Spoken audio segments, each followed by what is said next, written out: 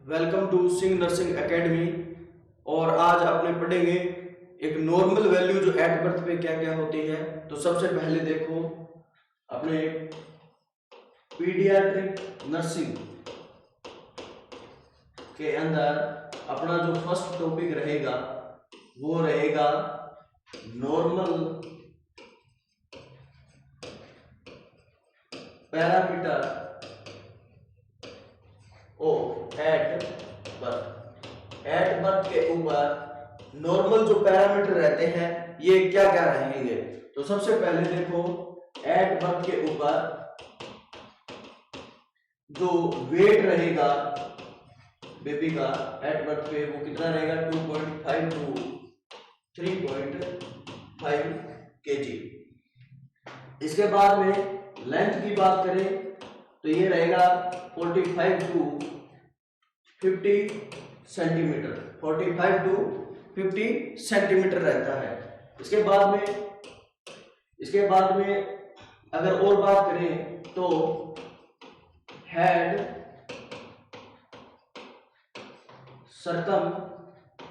Circumference जो रहता है वो रहेगा 33 टू 35 सेंटीमीटर रहेगा।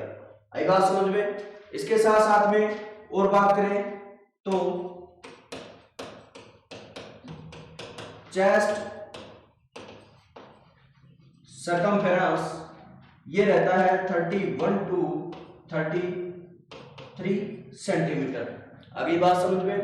इसके साथ साथ में एट बर्थ के ऊपर मिड अपर आर्म सरकमफेरेंस जो रहता है ये मोर देन 13 सेंटीमीटर रहता है। आई बात समझ में। इसके बाद में और बात करें तो ब्लड वॉल्यूम जो रहती है ये रहती है 80 ml पर केजी। 80 ml पर केजी रहती है। इसके बाद में फ्लूइड वॉल्यूम की बात करें, फ्लूइड जो वॉल्यूम रहती है ये रहती है 75% टू 80% पर केजी। बॉडी वेट के अकॉर्डिंग कितनी रहेगी 75 टू 80% क्या रहती है फ्लूइड वॉल्यूम रहती है एट बर्थ के ऊपर। आई बात समझ में। इसके बाद में आगे देखो नॉर्मल ब्लड प्रेशर। जो नॉर्मल ब्लड प्रेशर रहता है एट बर्थ के ऊपर वो रहता है, वो जो रहेगा वो रहेगा 75/46 mm of Hg। 75/46 mm of Hg रहता है। आई बात समझ में। इसके बाद में अगर और बात करें तो पल्स रेट या फिर इसको क्या बोल सकते हो हार्ट रेट। पल्स रेट या फिर हार्ट रेट जो रहती है ये रहेगी 140 टू 160 बीट पर मिनट। क्या रहेगी 140 टू 160 बीट पर मिनट रहेगी। इसके बाद में अगर रेस्पिरेशन की बात करें, रेस्पिरेशन तो ये जो रेस्पिरेशन रहेगा एट बर्थ के ऊपर ये रहता है, ये रहेगा 40 टू 60 40 सॉरी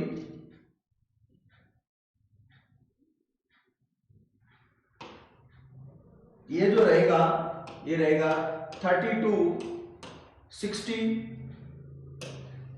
ब्रीथ पर minute with 20 second apnoea. Apnoea होता है temporary cessation of the respiration. Temporary cessation या temporary stoppage of the respiration. और जो बेबी रहेगा एट बर्थ पे ये कैसा एब्डोमिनल रेस्पिरेशन करता है, कैसा एब्डोमिनल रेस्पिरेशन करता है। आई बात समझ में।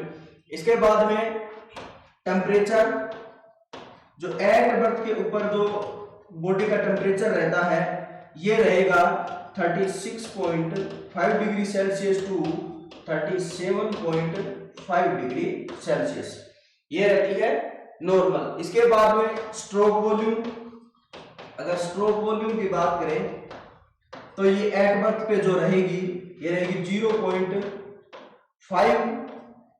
0.5 ml पर बीट पर केजी।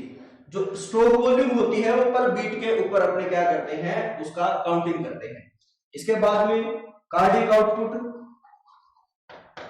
जो कार्डिक आउटपुट रहेगा ये एट बर्थ पे रहेगा 225 to 335 ml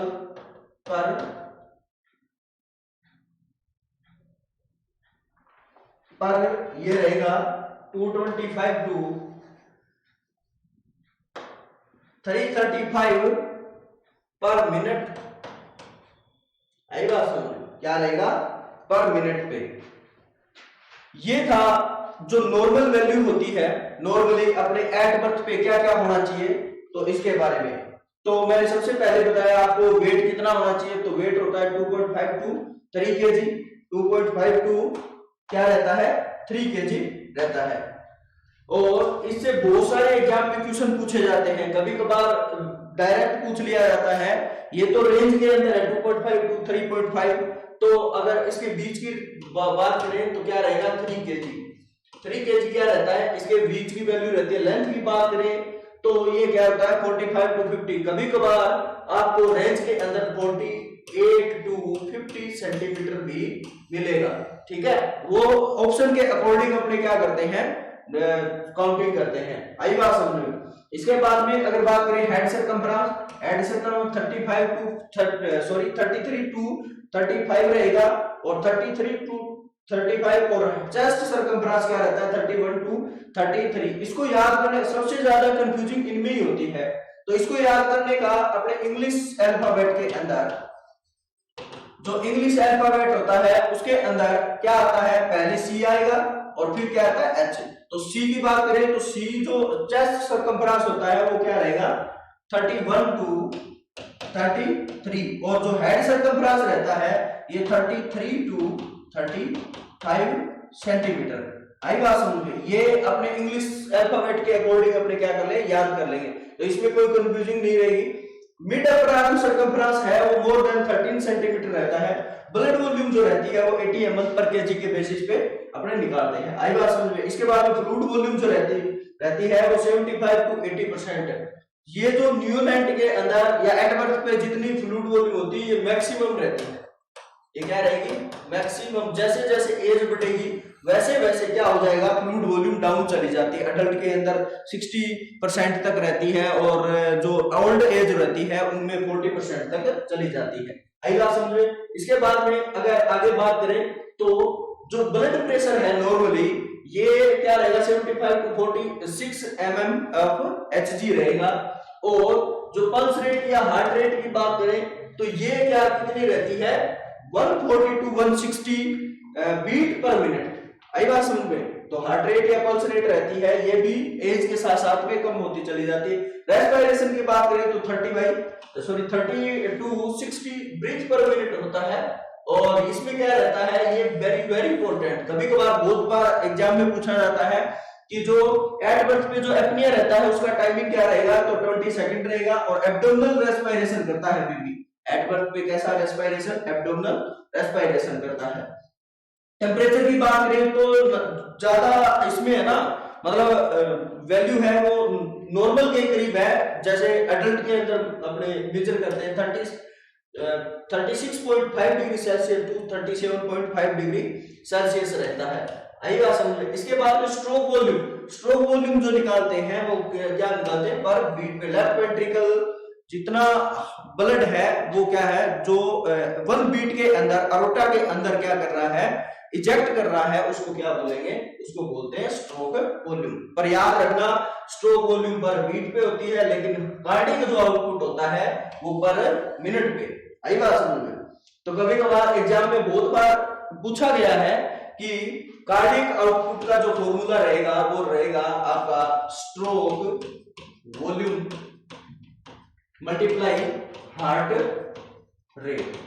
stroke volume multiply heart rate रहता है, तो अपने पास में स्ट्रोक वॉल्यूम निकाल लेते हैं और पता ही होता है, और कार्डियक आउटपुट ही जो हार्ट रेट है वो भी पता होती है, तो इसीलिए अपने एट बर्थ पे क्या निकाल सकते हैं, कार्डियक आउटपुट भी ऐसे भी निकाल सकते हो, आएगा समझ में। तो ये रहता है अपने जो एट बर्थ पे नॉर्मल वैल्यू रहती है। तो बहुत बहुत धन्यवाद, थैंक यू।